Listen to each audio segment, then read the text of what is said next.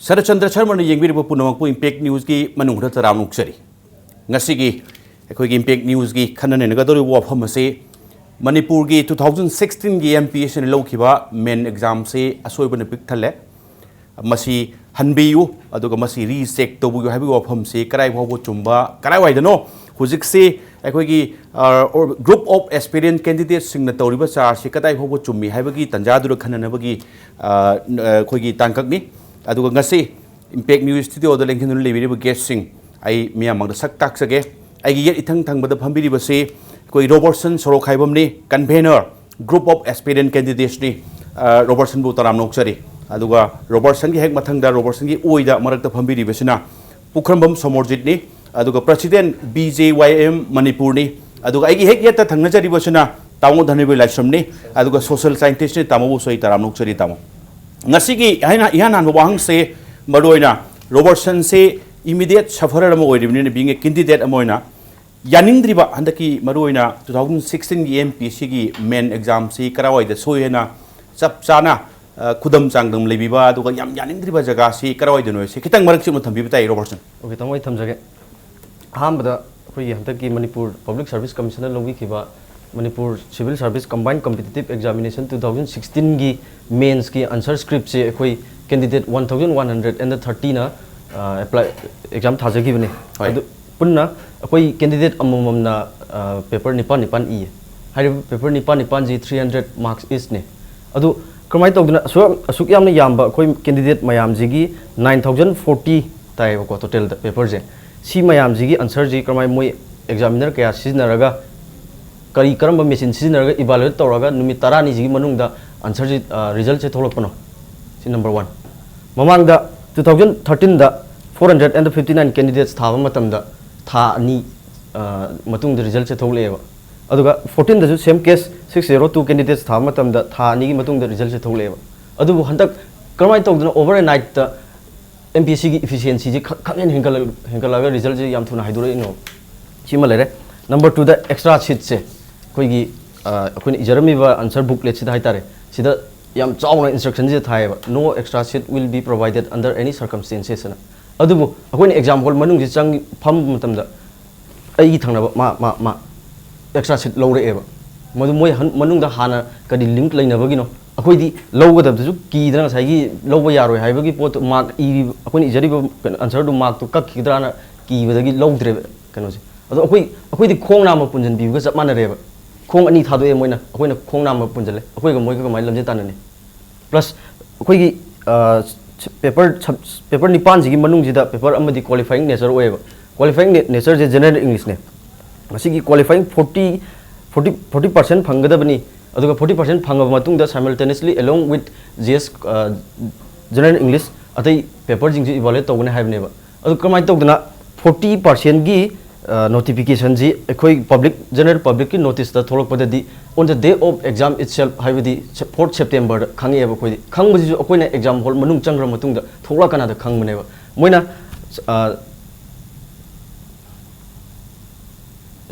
government gi gazette site hai tarane adu thadorok padadi 4th March hai akoi di adu gi site to update to laite मरम दे कोई MPSC एस्पिरिंग candidate अमा वइना कोई target T MPSC की site तने अदना MPSC site खतने अखोइना ngal तने update तौजरी छे अदो अखोई की पब्लिक अवेयरनेस ता लाक पददी डेट 4 दा अक्टोबर सॉरी सेप्टेम्बर डेट 4 दा लाकने ओके फाइव सोई सिंग ओके हुजि पोगदा हाइदि यानिंग दबगी जगा सिंग दो खरा मखैदि बनबिरे अदुगा रोबर्टसन थैंक यू मथंग दै लाक्चनिंग बसे सोमोजि तै लाक्चनिंग बसे मरोइना हुजिक से हुजिक लेरिबा एमपीएससी गिना लौरगा पांथोखिबा 2016 गी मेन एग्जाम सी सेट हबना पिथले हाइबगी वफम दुनी याम चांग लाई वफम से स्वाइस्ता अखोइगी मरोइना युवा मोर्चा की बीजेपी की अखोइ कनो हाइतारे अखोइगी यूथ विंग हाइतारे मसिगी रोल से मसिगी इन्वॉल्वमेंट से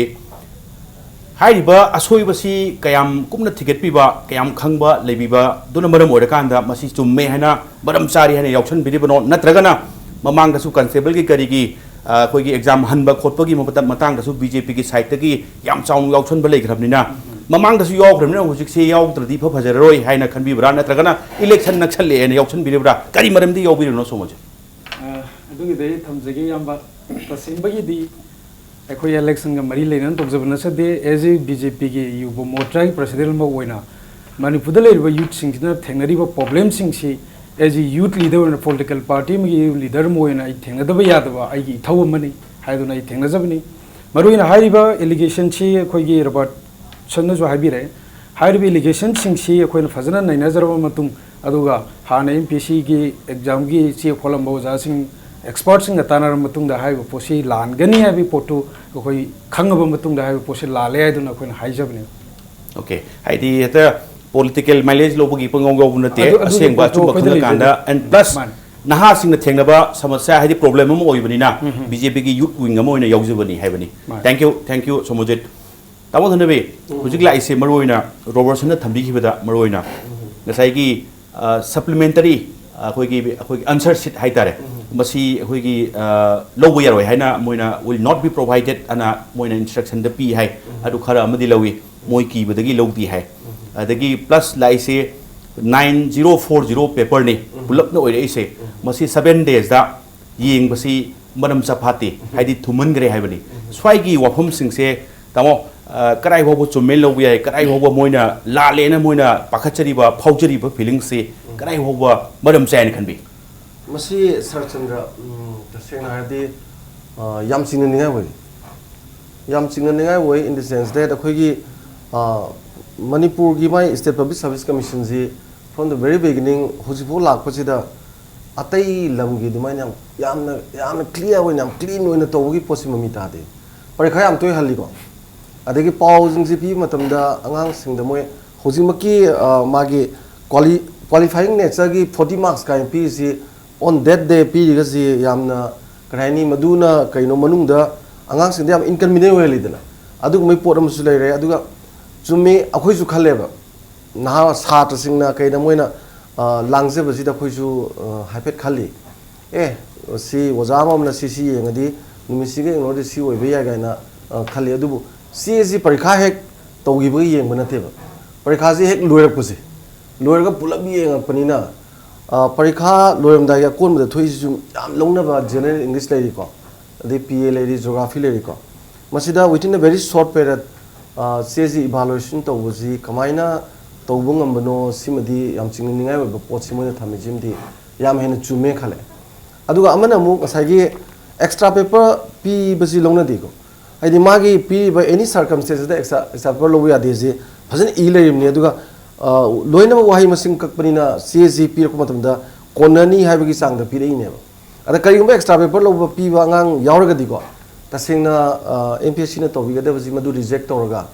even si wo yaw don madi niyong gi wang da sakhrab ne adu ko magana tana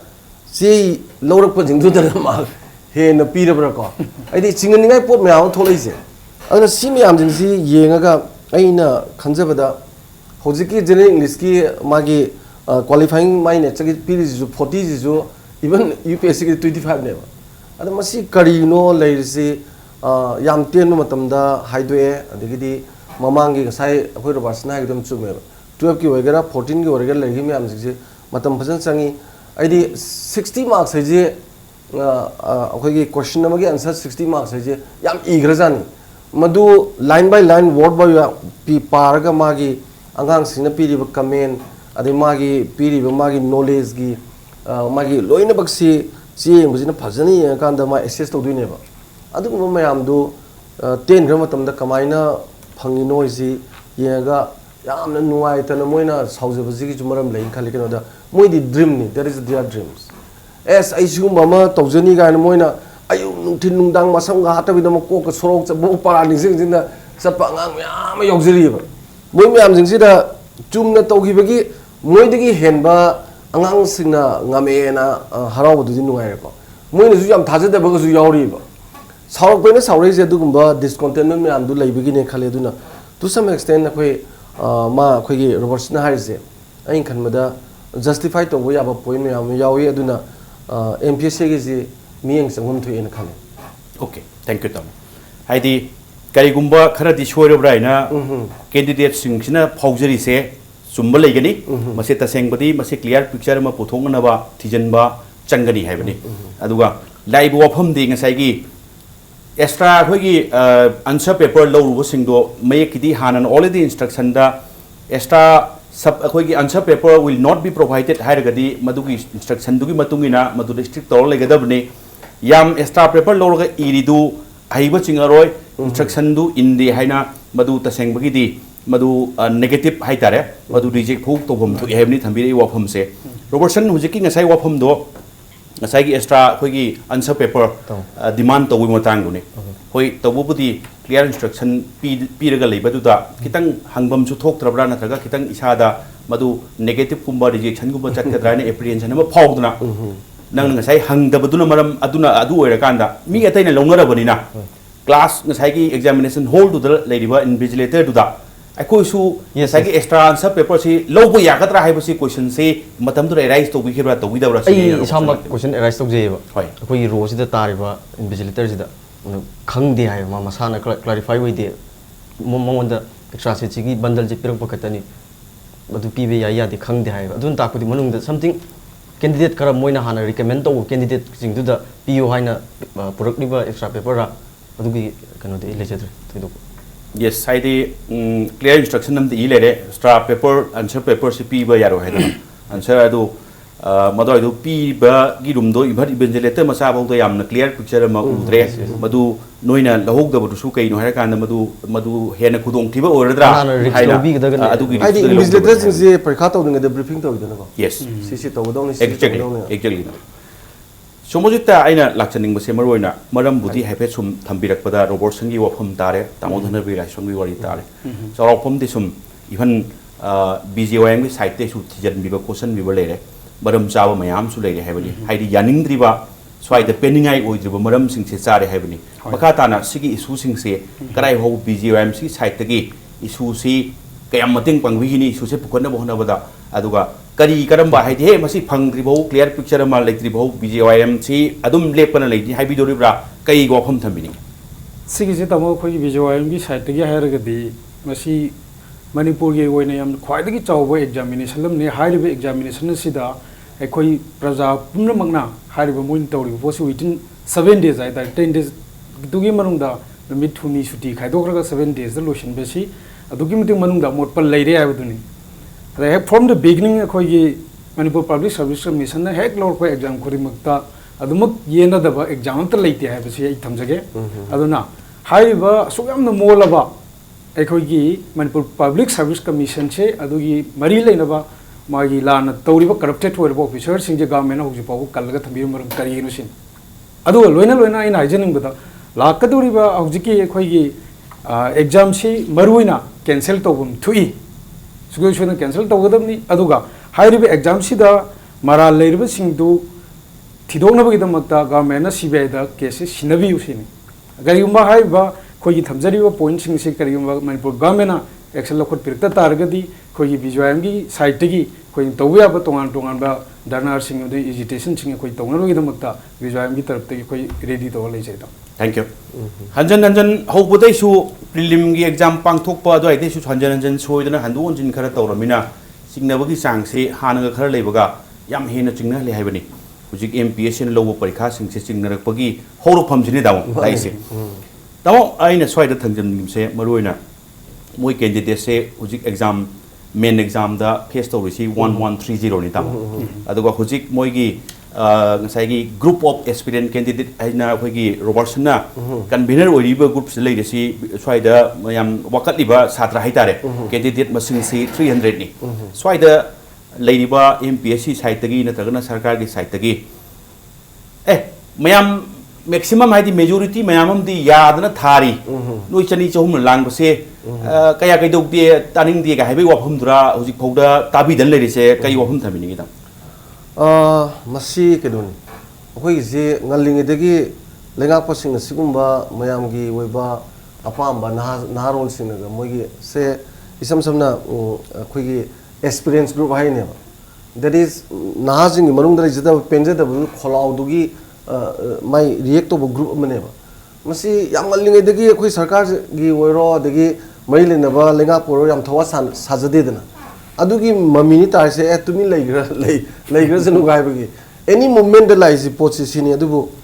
यामना मसीदा सरकार नसु अदगी मसीदा मई लेनब ऑफिसर सिंग नसु खंगबिगदबसी लेपाक अमगी पॉलिसी सेम मतमदा ख्वाइदगी अचौब दायित्व लौरिसी मरुइना अखोई सिगुम्बा यूनियन पब्लिक सर्विस कमीशन दगी वगैरह अदगी स्टेट पब्लिक सर्विस कमीशन दगी वगैरह सुमाइना मटिक साब competent ओइबा अंगांग मयामसी खलक पजिनेबा Tungi administration की future से how the policy it should be formulated by them and it should be implemented by them also yam maru oigraba leipak amagi sokot pada akoi na ngasi we are talking about the development call ngangra poni akoi na sokot pagi wasi ngangra poni aduga administration itself se sokot tradi india na sokot pagi wa chahi chama nga sok sokot loi adudi administration du khoidi maru oriba magi authorities khai sagi makok oiba director hajine department amada ama IS officer oiduini adi MCS officer ma'am लापसिंग ओइदुइनेबा अदुगुम ma'am जिंगसी फजन मतिक साबसी सात्रजिंगदा नारोल सिंगसु चुमना तौय हाबि नुवाइजब लेदन मोइना कन होनजरगा ख्वाइदि हेना मतिक सारगेन होनजरगा लाक्चरगा मदु चुमना खला कांद मोइनागा सिकिम दिंगदना कनामुक ता हाइजदना मागी हाइजबदुना खंगजबदुना इजि थोक्सि फंगजैनि गायबगी याम चाव सुपरिटी कॉम्प्लेक्स समगल लेना याम मतिक साब कंपीटिंग ओइबा मीनि गा खंजरगा policy program सेवपसिदा मुक्तना लेपाकी तौरपदा yam कानकदब pot मयाम जिंगसे ngasi bobuda khoi manipur da masi yam thawa sade thawai am sade base chanabi oina culture oina la aduna handak yam maroi na moina ga say more than 300 score 300 I say that is yam na enough ni adu 300 is what they were moi akhoi gi aina thari se sum thabani ga ba yaurasu ya yaudраsu ya aina ibudu kyam phangamni ga gaina थाजदब कांगुदि लांगवेबा लांगै जिंगजे यामने हेनो होनजबा यामने हेनो वाजगिबा यामने हेनो मंग मागी dream अमा लेजबा याम हेनो मागी future जि खंजबा खर खर फाबा ngang लांगस आई institution अहुमदा coaching class पे all of them I have seen them अदुगुम मयाम दुगी निंग बा थुंगदबा नुंगाइतबसे सोइदन मकी मसिन मरम ओइदना इदि लेंगाक पसिन स्माइ ताबी दबी कल्चर जे टोपी बा फै होजे अखोगी सुमोरजिन हाइस माइनने मागी से यामना ऑटोनोमस बॉडी नि को तसेंगना यूपीएससी जु प्रेसिडेंट मखा लाइनी एमपीएससी जु चीफ मिनिस्टर न कजु थिंग मदिंग अमोय को गवर्नर ग मई लेंदोइनी अदुबु मणिपुर गी लेरिबा अफबमता असोइबमता अचुममता सुम तौदबसिदा अमग अमग करी करिनो मरी मरांग लेनरमगदो याबगी अंगांग सिंगदा सिंगनबगी पोट अमा लाइसी याम थुना क्लियरिफिकेशन पीनबा तोगम थोगम मोय म्याम तोगम थोयन खले मसे तासन दबजे मसे that is nasty culture at all thank you तम थैंक यू हुजिक से आइना मथंग लाक्तो से रोबर्टसन दने से ब्रेक की मतुंग दा लाक्ताई रोबर्टसन हुजिक से कोई कमर्शियल ब्रेक अमगी मतुंग दा लाक्सगे रोबर्टसन दा कमर्शियल ब्रेक अमगी मतुंग दा इंपैक्ट न्यूज की मनु हुना येंगबिरिबो पुनम के फमदा पुदुना लाक्सगे इंपैक्ट न्यूज मियंग तादुना लेबियो नुंगाइरबा पाउजेल मणिपुर संगाई फेस्टिवल मनुंगदा म्यांमार दा फ्लाइट तोंगनुना कोइरुनबगी अचौबा खुदोंचाबा अमा केबी एंटरप्राइजेस न पिजरी नवंबर की तांग कुन दा चटखरगा तांग कुन तरुक ता हलकदबनी सुपनतगी एयर फेयर लिसिंग 15 का चमंगा दा म्यांमार दा चटपियु पैकेज की खुदोंचाबा सु फंगबिगनी अकुपा मरोल की दमक केबी एंटरप्राइजेस एमजे एवेन्यू इम्फाल दा कांटेक्ट तोबियु अखोगी मोबाइल नंबर दी 9862028656 ꯑꯩꯒꯤ ꯊꯃꯣꯏꯅ ꯑꯆꯦꯠꯄ ꯊꯥꯖꯕ ꯊꯝꯖꯔꯤ ಶ್ರೀ ಮನಿ ಕುಮಾರ್ ಜ್ಯುವೆಲರ್ಸ್ ꯌꯨꯝꯗ ꯁꯨꯝ ꯂꯩꯔꯒ ꯈꯟꯕꯅꯗꯤ ꯀꯥꯟꯅꯔꯣꯏ ꯑꯩꯉꯣꯟꯗ ꯂꯣꯏꯅ ꯊꯦꯡꯅꯈ꯭ꯔꯕꯅꯤ ꯋꯥꯈꯜꯗꯣ ꯋꯥꯒꯅꯨ ꯂꯥꯛꯑꯣ ꯑꯩꯈꯣꯏ ꯈꯨꯗꯤꯡꯃꯛ ꯐꯖꯃꯤꯟꯅꯔꯁꯤ ꯃꯤꯌꯥꯝꯒꯤ ꯑꯄꯥꯝꯕ ꯗꯤꯖꯥꯏꯟ ꯈꯨꯗꯤꯡꯃꯛ ꯁꯣꯏꯗꯅ ꯐꯪꯂꯒꯅꯤ ಶ್ರೀ ಮನಿ ಕುಮಾರ್ ಜ್ಯುವೆಲರ್ಸ್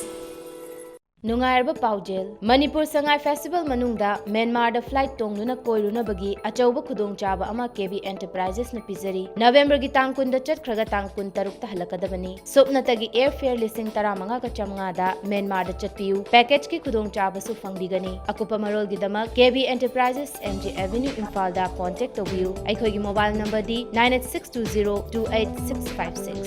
ꯑꯩꯒꯤ ꯊꯃꯣꯏꯅ ꯑꯆꯦꯠꯄ ꯊꯥꯖꯕ ꯊꯝꯖꯔꯤ ಶ್ರೀ ಮನಿ ಕುಮಾರ್ ಜ್ಯುವೆಲರ್ಸ್ ꯌꯨꯝꯗ ꯁꯨꯝ ꯂꯩꯔꯒ ꯈꯟꯕꯅꯗꯤ ꯀꯥꯟꯅꯔꯣꯏ ꯑꯩꯉꯣꯟꯗ ꯂꯣꯏꯅ ꯊꯦꯡꯅꯈ꯭ꯔꯕꯅꯤ ꯋꯥꯈꯜꯗꯣ ꯋꯥꯒꯅꯨ ꯂꯥꯛꯑꯣ ꯑꯩꯈꯣꯏ ꯈꯨꯗꯤꯡꯃꯛ ꯐꯖꯃꯤꯟꯅꯔꯁꯤ ꯃꯤꯌꯥꯝꯒꯤ ꯑꯄꯥꯝꯕ ꯗꯤꯖꯥꯏꯟ ꯈꯨꯗꯤꯡꯃꯛ ꯁꯣꯏꯗꯅ ꯐꯪꯂꯒꯅꯤ Shri Mani Kumar jewellers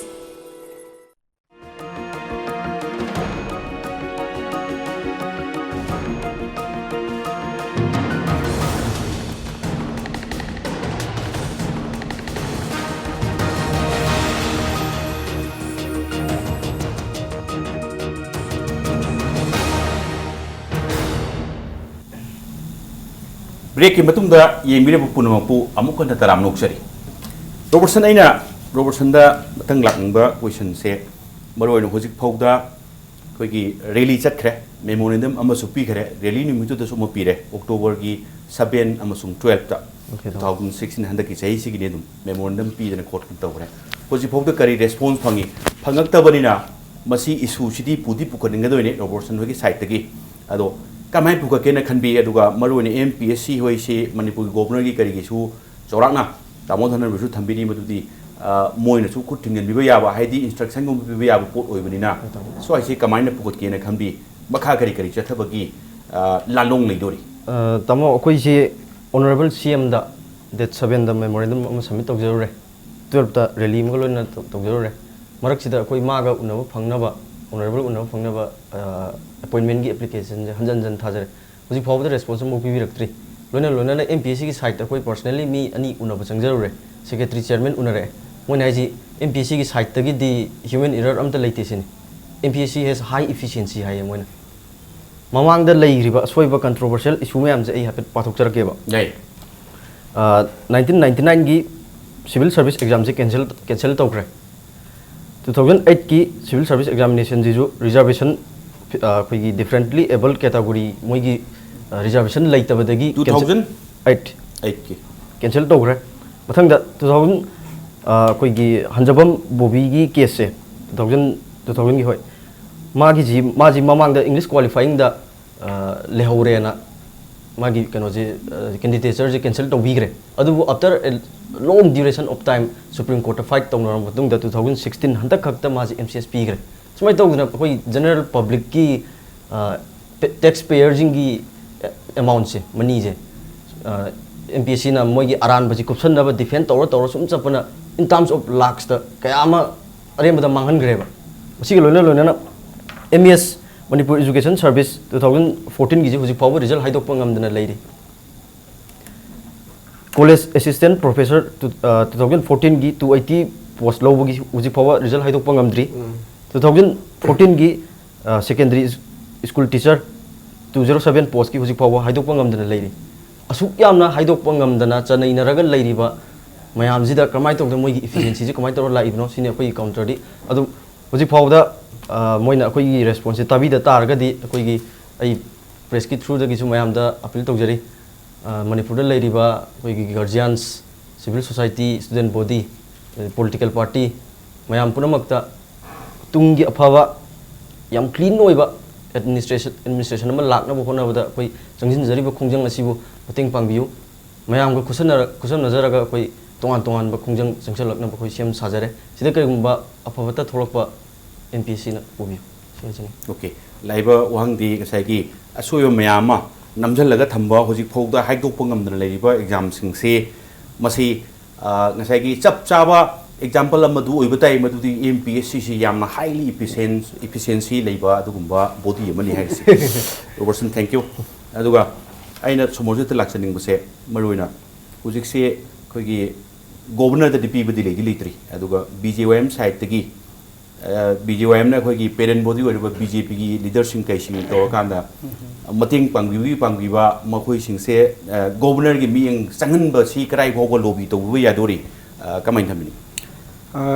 यंबा अदुगी the pot से सुमाइन तौबने अखोगी दी बीजेओएम की यूथ का मरी लेनबो पोट ओइबनेना अखोगी ऑलरेडी अखोई ऑनरेबल अखोगी रेस्पेक्टेड प्रेसिडेंट के सु डिस्कशन तौजरे सेंट्रल के लाइबा अखोई लीडरशिप लांबा लीडरशिप जो डिस्कशन तौर मतुंगदा मोइना हाइबिरबुगी मतुंगिना वडिबा तौबे आबंगुई दो यूथ का रिलेटेड होइबनेना यूथ ना दुम खोंग थांजलो हाइबिगी आयाबम पिबिरे मरमदुना कोई ऑलरेडी हारसो अखोगी कनोजे ऑनरेबल अखोगी गवर्नर से उनजगेन तौजबनी गवर्नर से आउट ऑफ स्टेशन होगिबा अदा गवर्नर से डेट 19 द लाकने हैवी इंफॉर्मेशन लेरे इंफॉर्मेशन छेदना मा हेक लाकपगा कोई सुंजोय सोयदना मखोई उनजगनी अदो लोइना लोइना ना मणिपुर हुजिजिक तौरिबा इलेक्शन नंग होरोय हैबिगी मतागुमना एवरी डिपार्टमेंट सिंग द तौरिबा थबक अदुगा हारिबो हुजिगी मणिपुर पब्लिक सर्विस कमीशन की सु एखोई मोगी मी गोइदो हाइबे इलेक्शन सिगी कॉल अप कंदम मांग लोइसनदब यादे हाइबिगी मतागुमना तौसलेबा पोस्ट हम सिदैजिदा अरानबा इलिगेशन मैम सु लेरे अखोई पुनो खंगना लेबा पोने हारिबा पोस्टिंग से अमुक्तंग मनुंग हुतना थिजन बिरगा हारिबा पोसे any department sing isu low yaba post creation labor later so khangdaba adu mogi pot sing je thinjnaba ekoi memorandum ri submit tawjige na koi prepare tawjare loina loina na khoina pamjari di tamo maruina MPC gi suma chawba exam da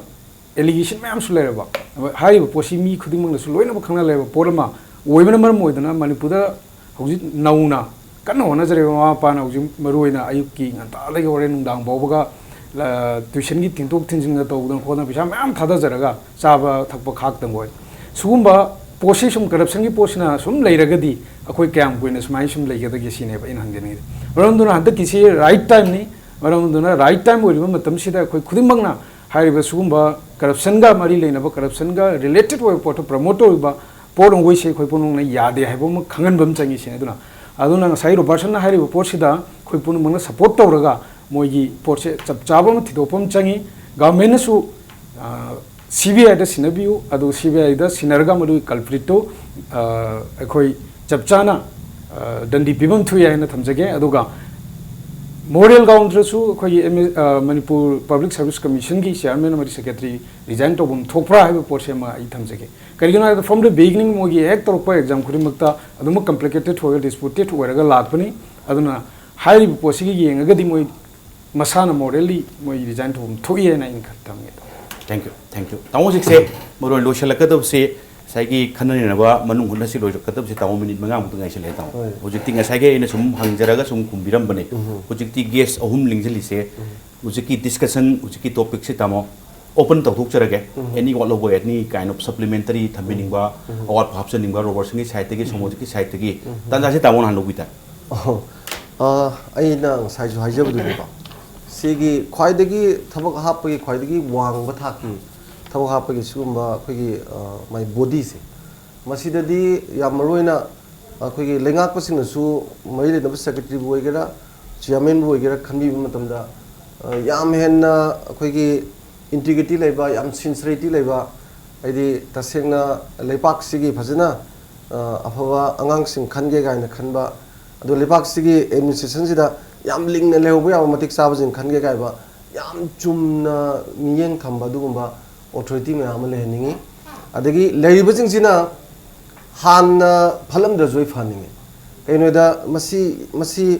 akoi angang sing maruena tungi khanjaba yam kana hona jaba afaba angang sing da yam hena yaithat bi ba yam noi ta pot amani ana masi tawida phai khale duga karigumba hoi manipur gi chanabi moina moi singida ato pagi influence leba khotpa problem lei bagi pot lei magadi mathak thongba ato mantri jingna ko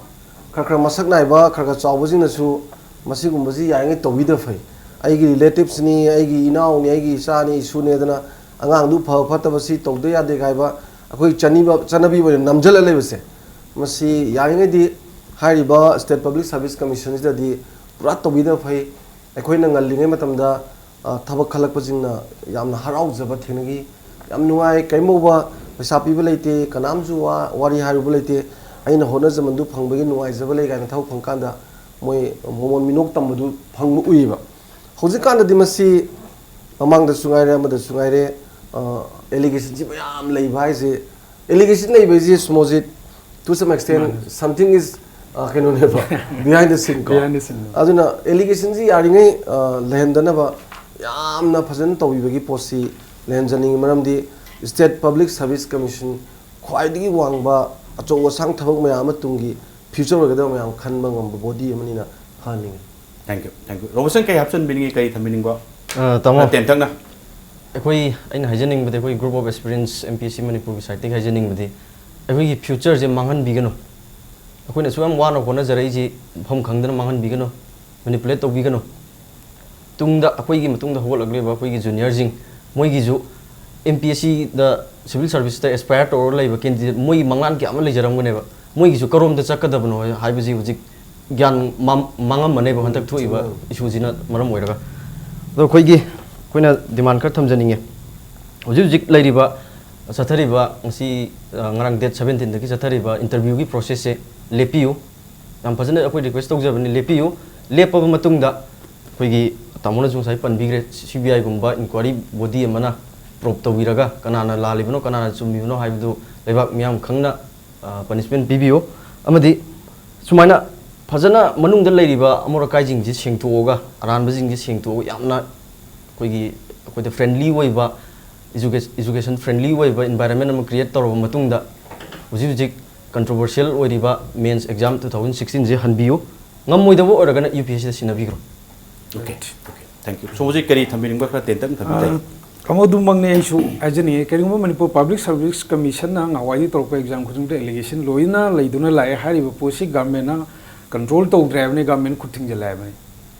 Habidi corruption do ki matik manung da mo lai bani kari umba hari ba posi na khwaidagi sauba dugumba autonomous body mo ediba Manipur da cho officer mayama sincere oiba thabuk chumna torkadaba mayam do recruit tonaba honabada asengbo officer sing lorga sengna akoi bureaucrat su lakani aduga lana akoina corrupted oiraba maru hawpadi gi haidare corrupt torga changi officer du ne kenong da asengba Manipur da samaj ma tangtu leita ba sokotpa ma porkana bi asadi leiti marum du na akoi chapmana na matang sida lingjen manarga corruption smuthana ba tanja da lomina si aduga tungdala kadorba naha sing du su hona ningbagi corruption yaudaba adumba state ama semna bo hona bada hona ningbagi porto adu su akoi punma magna angto makhum